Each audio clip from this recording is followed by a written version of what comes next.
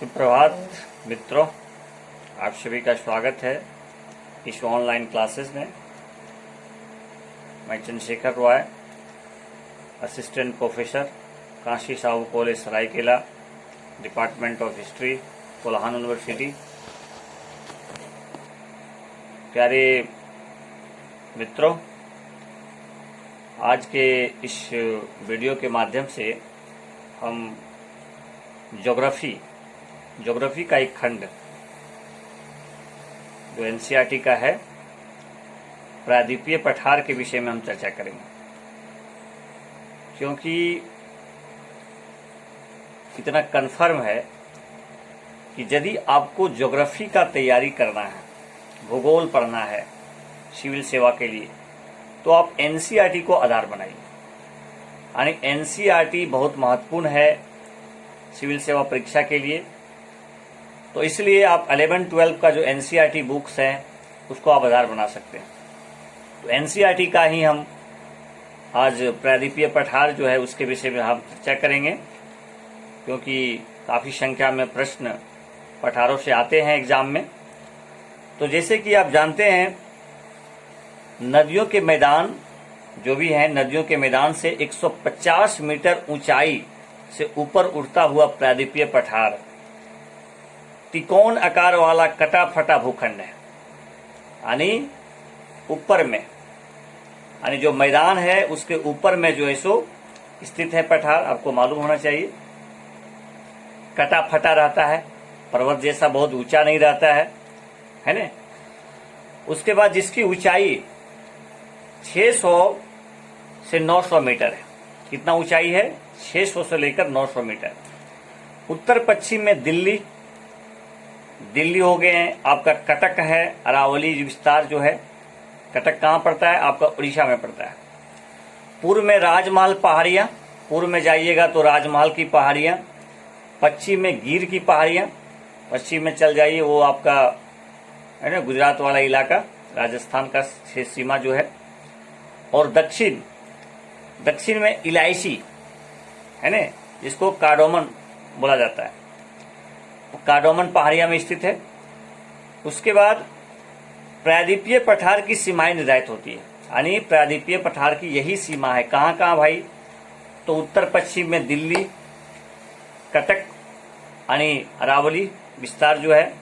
पूर्व में आपका राजमहल पहाड़ियां, पश्चिम में गिर पहाड़ियां, और दक्षिण में इलायची जो कार्डोमन पहाड़ियां जो है, ये प्रायद्वीपीय पठार का सीमा निर्धारित करती है। उत्तर पूर्व में शिलोंग तथा कार्बी एंगलोंग पठार भी इसी भूखंड का विस्तार है। यानी जब आप उत्तर पूर्व में जाइएगा तो शिलोंग का जो क्षेत्र है, शिलोंग तथा कार्बी एंगलोंग पठार भी इसी भूखंड का विस्तार है। तो इसको क्लियर कर लीजिएगा। प्रायद्वीपीय भारत अनेक पठारों से मिलकर बना है। यानी प्रायद्वीपीय जो भारत हम बोलते हैं, प्रायद्वीपीय भारत, वो अनेक पठारों से मिलकर बना है। जैसे हजारीबाग पठार, पलामू पठार, रांची पठार, मालवा पठार, कोयम्बटूर पठार है ना, और कर्नाटक पठार। ठीक है। यानी प्रायद्वीपीय भारत जो है ना, वो अनेक पठारों से मिलकर बने हैं। यह भारत के प्राचीनतम और स्थिर भूभागों में से एक है। यानी बहुत पुराना है और स्थिर भूभाग है। स्थिर मतलब स्टेबल है। सामान्य तौर पर प्रायद्वीप की ऊंचाई पश्चिम से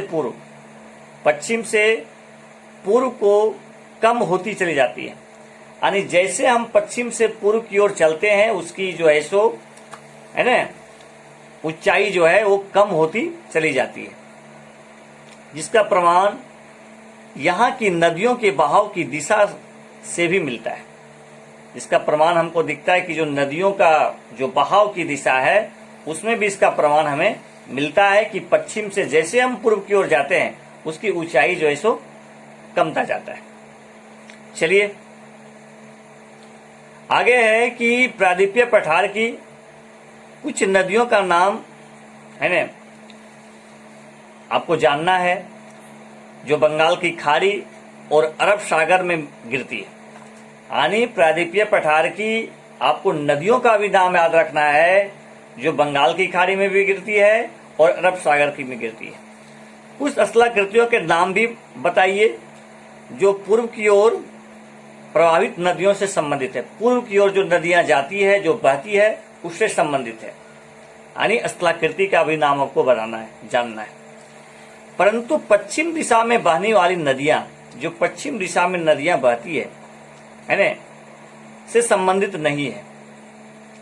इस क्षेत्र की मुख्य प्राकृतिक स्थलाकृतियों में टॉर, ब्लॉक पर्वत जो है, भ्रंश घाटियां, पर्वत स्तंभ, नग्न चट्टान संरचना, टेकरी पहाड़ियां, श्रृंखलाएं और क्वार्टजाइट भित्तियां शामिल हैं।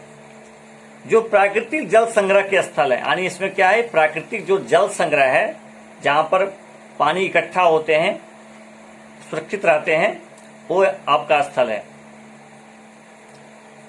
बहुत महत्वपूर्ण बात यह है कि इस पठार के पश्चिमी ओर उत्तर पश्चिमी भाग में मुख्य रूप से काली मिट्टी पाई जाती है। यानी पश्चिमी और उत्तर पश्चिमी जो क्षेत्र है, वहां पर कौन सी मिट्टियां पाई जाती है? काली मिट्टी। प्यारे मित्रों, प्यारे विद्यार्थी जी मेरे, क्योंकि इस वीडियो को बहुत सारे मेरे छात्र भी सुनेंगे, मान लीजिए कि जो पहाड़ी वाला इलाका है, इसको बता रहा है कि इस पठार के पश्चिमी और उत्तर पश्चिमी भाग में मुख्य रूप से काली मिट्टी पाई जाती है। आपको मालूम होना चाहिए जो ब्लैक सॉइल है इज वेरी इंपॉर्टेंट। किस क्रॉप्स के लिए है बताइए? ये आपका कपास के लिए, ठीक है, कॉटन के लिए, जिसको आप बोल सकते हैं इंग्लिश में। और कपास की खेती के लिए सबसे उपयुक्त मिट्टी जो है वो ब्लैक सॉइल है, काली मिट्टी है, जिसे रेगड़ मिट्टी भी कहते हैं। कौन सी मिट्टी कहते हैं? रेगड़ मिट्टी। तो आपका गुजरात का इलाका, आपका जो महाराष्ट्र वाला क्षेत्र है, वहां पर काली मिट्टी ज्यादा पाया जाता है, इसलिए तो वहां कपास ज्यादा होते हैं। प्रायद्वीपीय पठार के अनेक हिस्से, ध्यान दीजिए, इसको थोड़ा हम लोग डिटेल पढ़ने का प्रयास करते हैं, समझ कर प्रयास करते हैं, क्योंकि जब तक आप समझिएगा नहीं, एक लाइन को आप समझिएगा नहीं, तो प्रश्न आपसे बाहर निकल जाएगा। इसलिए मेरा प्रयास यही है कि आपको इस वीडियो के माध्यम से हम जितना संभव हो सके ज्योग्राफी का जो एनसीईआरटी का पार्ट है उसको मैं आपको समझाने का प्रयास करूं, इसको हम रिवीजन करवाऊं और इससे संबंधित जो प्रश्न आते हैं उसका हम चर्चा करें। देखिए, प्रायद्वीपीय पठार के अनेक हिस्से भू उत्थान और निम्न जन भ्रंश तथा विभंग निर्माण प्रक्रिया के अनेक पूर्ववर्ती दौर से गुजरे हैं, यानी इसका बहुत लंबा प्रक्रिया चला है इसका निर्माण में। भीमा भ्रंश का उल्लेख करना आवश्यक है। कौन है? भीमा भ्रंश, क्योंकि वहां बार बार भूकंप हलचलें होती रहती है। भूकंप हलचल होगा तो उसमें बिखराव होता है, टूटता है, धंसता है ना, तो उसमें उसकी आकृतियों में परिवर्तन होते रहते हैं क्योंकि वहां पर बहुत सारे प्राकृतिक आपदा, खासकर जो भूकंप है वो आते हैं। अनेक पूर्ववर्ती भूकंपीय क्रियाओं के क्षेत्रीय विभिन्नता के कारण ही प्रायद्वीपीय पठार पर धरातलीय विविधता पाई जाती है। इस तरह की जो भूकंप आते हैं, इसलिए वहां पर धरातलीय भिन्नताएं पाई जाती है। इस पठार के उत्तरी पश्चिमी भाग में नदी गढ़ है ना, नदी खंड जो होते हैं, नदी खंड और महाखंड इसके धरातल को जटिल बनाते हैं। चंबल है, भिंड है और मोरोना खंड जो है, मोरोना का खंड। मोरोना कहाँ पड़ता है? आपका मध्य प्रदेश में ना, मोरोना एक जिला भी है, मोरोना खंड इसके उदाहरण है। अब थोड़ा सा ध्यान दीजिएगा, बहुत इंपॉर्टेंट है। हम लोग को जरूरी नहीं है कि एक ही वीडियो में हम लोग सब पढ़ें, धीरे धीरे करके हम लोग समझने का प्रयास करेंगे कि आखिर इसमें क्या है, इस पठार में कौन सी मिट्टियां ज्यादा होती है, किस फसल के लिए होती है, कैसे इसकी स्थलाकृतियां में परिवर्तन क्यों होता है प्रायद्वीपीय पठार का। तो आपको बताएं कि भूकंप आते रहते हैं, इसके वजह से उसमें दरारें होती है और इसी वजह से उसकी जो आकृतियां होती है सब जगह सेम नहीं होती है, बल्कि इसकी आकृतियों में भिन्नता देखने को मिलती है। कोई दिक्कत? चलिए, मुख्य उच्चावच लक्षणों के अनुसार प्रायद्वीपीय पठार को 3 भागों में बांटा जा सकता है। उच्चावच, ऊंचाई के आधार पर, उसके आधार पर प्रायद्वीपीय पठार को 3 भागों में बांटा जा सकता है। पहला है दक्कन का पठार, दूसरा है मध्य उच्च भूभाग। देखिए किसको हम बांट रहे हैं, प्रायद्वीपीय जो पठार हैं उसको मुख्यतः 3 भागों में बांटा जा सकता है। पहला है दक्कन का पठार, दूसरा है मध्य उच्च भूभाग और तीसरा है उत्तर पूर्वी पठार। एकदम इसको एग्जैक्ट याद रखिएगा, मैं एकदम समझ लीजिए कि आपको क्लास में जैसा समझाना चाहिए उस तरह मैं समझाने का प्रयास कर रहा हूं। प्रायद्वीपीय पठार को 3 भागों में बांटा जा सकता है। पहला है आपका दक्कन का पठार, दूसरा है आपका मध्य उच्च भूभाग और तीसरा है उत्तर पूर्वी पठार। ठीक है, ये 3 भागों में आप प्रायद्वीपीय पठार को बांट सकते हैं। पहला आपको बताए दक्कन का पठार, दूसरा बताए मध्य उच्च भूभाग और तीसरा बताए उत्तर पूर्वी पठार। तो प्यारे मित्रों, छोटा छोटा वीडियो करके हम लोग समझने का प्रयास करेंगे। तो आज हम दक्कन का पठार तक रखते हैं, दक्कन पठार हम लोग समझ लेते हैं, उसके बाद हम अगले नेक्स्ट वीडियो में हम ज्योग्राफी के खंड में आपको हम बताने का प्रयास करेंगे प्रायद्वीपीय पठार को। तो सबसे पहले दक्कन का पठार, इसके पश्चिम में पश्चिमी घाट, पूर्व में पूर्वी घाट और उत्तर में सतपुड़ा का जंगल आप सुने होंगे, बहुत फेमस है। सतपुड़ा, मेकाल, महादेव पहाड़ियां याद रखिएगा। उत्तर में सतपुड़ा, मेकाल और महादेव पहाड़ियां। पश्चिमी घाट को स्थानीय तौर पर अनेक नाम दिए गए। पश्चिमी घाट को स्थानीय तौर पर अनेक नाम दिए गए हैं, जैसे महाराष्ट्र में सह्याद्री। ये भी पूछता है आपको पीसीएस का एग्जाम में, संघ लोक सेवा आयोग की परीक्षा में एक पॉइंट का आपका जानकारी होना चाहिए। कहां से उस सेंटेंस को उठा देंगे आप कंफ्यूज हो जाइएगा। इसीलिए मैं इस तरह का सीरीज को शुरू किया हूं ताकि एक वर्ड को आप समझें, इसका मतलब क्या है। तो महाराष्ट्र में इनको क्या बोला जा रहा है, सह्याद्री बोला जा रहा है। कर्नाटक और तमिलनाडु में नीलगिरी बोला जा रहा है और केरल में अनामलाई और इलायची पहाड़ियां। देखिए सब नाम है। पूर्वी, देखिए इस तरह का समझ लिए क्या मैं बोला, फिर से रिपीट करता हूं। पश्चिमी घाट को, जो पश्चिमी घाट है उसको स्थानीय तौर पर अनेक नाम दिए गए, उसका नाम अलग अलग दिए गए। जैसे महाराष्ट्र में सह्याद्री बोला गया, कर्नाटक और तमिलनाडु में नीलगिरी और केरल में अनामलाई और इलायची कार्डमम पहाड़ियां बोला गया। पूर्वी घाट की तुलना में पश्चिमी घाट ऊंचे और अविरत है, ये याद रखिएगा। पूर्वी घाट की तुलना में पश्चिमी घाट जो ऊंचे हैं, ठीक है। इसकी औसत ऊंचाई लगभग 1500 मीटर है, यानी इसकी जो औसत ऊंचाई है वो 1500 मीटर है, जो कि उत्तर से दक्षिण की तरफ बढ़ती चली जाती है। यदि हम उत्तर से दक्षिण की ओर जाते हैं तो उसकी ऊंचाई बढ़ती चली जाती है। प्रायद्वीपीय पठार की सबसे ऊंची चोटी, this is very important question for the competitive examination. बहुत बार पूछा है, मेनी टाइम से प्रश्न पूछे गए हैं।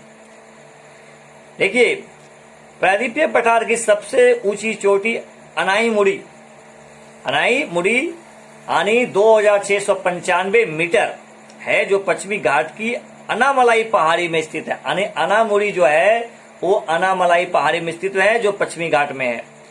दूसरी सबसे ऊंची चोटी, देखिए आपको यूपीएससी में क्वेश्चन को घुमा देगा, क्रम दे देगा कि ऊंचाई के अनुसार से इसको सजाइए, कौन ज्यादा है, उसके बाद कौन है, तीसरे में नंबर में कौन है। तो दूसरे जो सबसे ऊंची चोटी है डोडा बेटा है। कौन है? डोडा बेटा है। और यह नीलगिरी पहाड़ियों में आपको पूछा जा सकता है कि डोडा बेटा किस पहाड़ियों में स्थित है, आपको नीलगिरी दे देगा ऑप्शन में, और भी दूसरा पहाड़ी का नाम देगा, तो आपको कहाँ टिक लगाना है? नीलगिरी पहाड़ी में लगाना है। ज्यादातर प्रायद्वीपीय नदियों की उत्पत्ति पश्चिमी घाट से है। ज्यादातर जो प्रायद्वीपीय नदियां हैं उनकी जो उत्पत्ति है, जहां से वो बहना शुरू होती है, वो आपका पश्चिमी घाट से है। पूर्वी घाट अवृत नहीं है और महानदी गोदावरी, कृष्णा और कावेरी नदियों द्वारा अप्रदित है, यानी इस नदियों के द्वारा उसका जो है सो मिट्टी का कटाव होता है। यहाँ की कुछ मुख्य श्रेणियां, यानी प्रायद्वीपीय पठार में हम लोग जो देख रहे हैं, यहाँ की मुख्य श्रेणियां जावदी पहाड़ियां, पालगोंडा श्रेणी, नल्ला माला पहाड़ियां और महेंद्रगिरी पहाड़ियां हैं। पूर्वी और पश्चिमी घाट नीलगिरी पहाड़ियां में आपस मिलते हैं। ये प्रश्न हमको लगता है कई बार जब भी हम आप लोग को बोलते हैं कोई भी चीज पढ़ाते वक्त कई बार, तो आप एकदम मान के चलिए कि ये प्रश्न कई बार एग्जाम में पूछा गया है। ठीक है, यानी पूर्वी और पश्चिमी घाट जिस बिंदु पर मिलता है ना, वो कहाँ मिलता है? पूर्वी और पश्चिमी घाट नीलगिरी पहाड़ियों में आपस में मिलते हैं। यानी वो जो जगह है वो आपका नीलगिरी पहाड़ियां हैं जहां पूर्वी घाट और पश्चिमी घाट मिलते हैं। तो प्रायद्वीपीय पठार में आपको देखे, पहला जो हम आज चर्चा कर दिए दक्कन के पठार। दक्कन के पठार में आप लोग को बताइए कि कहाँ कहाँ किसका नाम है। महाराष्ट्र में क्या बुलाता है? सह्याद्री, कर्नाटक तमिलनाडु में नीलगिरी, केरल में आपका अन्नामलाई, इलायची, इस तरह का चीजें को आप थोड़ा सा जानने का प्रयास कीजिए। अभी आपको बताए कि सबसे ऊंची चोटी प्रायद्वीपीय पठार बोल रहे हैं। प्रायद्वीपीय पठार की सबसे ऊंची चोटी अनाईमुड़ी है, जो कहाँ स्थित है? जो पश्चिमी घाट की अन्नामलाई पहाड़ी में स्थित है। ठीक है, दूसरी सबसे ऊंची चोटी डोडा बेटा है, जो नीलगिरी में स्थित है, नीलगिरी पहाड़ी में स्थित है। और सबसे इंपॉर्टेंट चीज जो एग्जाम के पॉइंट से भी आप देख लीजिएगा, कोई ना कोई परीक्षा में आपको ये प्रश्न मिलेगा ही, वो प्रश्न है, वो बिंदु है कि कहां पर पश्चिमी घाट और पूर्वी घाट आपस में मिलते हैं। तो पूर्वी और पश्चिमी घाट नीलगिरी पहाड़ियों में आपस में मिलते हैं। तो प्यारे मेरे स्टूडेंट्स, मेरे प्यारे विद्यार्थी जी, मेरे मित्रों, जो भी मेरे दोस्त इस वीडियो को देखें, आप समझ लीजिए कि सिविल सेवा हो, संघ लोक सेवा हो या राज्य लोक सेवा आयोग हो, यदि आपको ज्योग्राफी पर पकड़ बनाना है, मैं फिर से बोल रहा हूं, तो आपको एनसीईआरटी बुक को आधार बनाना पड़ेगा। मेनी टाइम्स, एक बार मैं नहीं बोल रहा, बहुत बार उसका रिवीजन कीजिए। प्रीवियस ईयर्स के प्रश्न को देखिए कि प्रश्न कैसा पूछा जाता है, किस टॉपिक से कैसा प्रश्न पूछा गया है। मान के चलिए फिर आपका कोई प्रश्न छूटने वाला नहीं है। तो आज का क्लास मैं यहीं समाप्त करता हूं। आप सभी को बहुत बहुत धन्यवाद। Thank you very much.